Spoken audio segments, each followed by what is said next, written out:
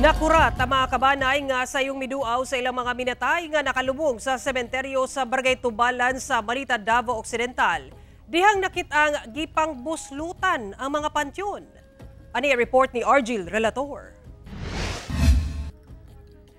Dagkong buslot sa pansyon ang nisugat sa pamilyang sayong nibisita sa ilang mga nakalubong nga minatay sa sementeryo sa Barangay Tubalan sa Malita, Davao Occidental ni adtong Domingo. Gipang balbag matud pa ang kilid sa pansyon aron mabuslutan. Sakit matud pa pamalandungon nga ang ilang kaparyentihan nga mitaliwan na sa laing kalibutan nga gibakbak ang ilang lubnganan. Nagtuo ang mga kabanay nga tuway-tuway sa minatay ang target kuhaon sa mga suspect.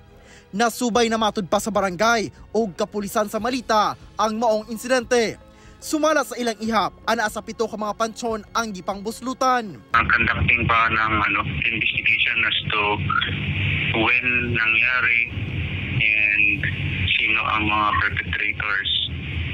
And naghahanap pa kami ng mga witnesses regarding the incident. Hinoon, wala na masuta sa nabisitang kabanay kung dunabay gikuha sulod sa pansyon tungod sa kadugay na sab sa minatay. Sabi ng barangay kapitan, tinakpan naman na yung and as per sa kanya, kasi siya man yung nandun sa area, parang wala man daw nawala dun sa bone parts ng nandun sa pansyon. Sugod kaganihang buntag, nag-deploy na og sakop sa kapulisan sa mga sementeryo ang Malita PNP alang sa seguridad sa Kalag-Kalag 2024.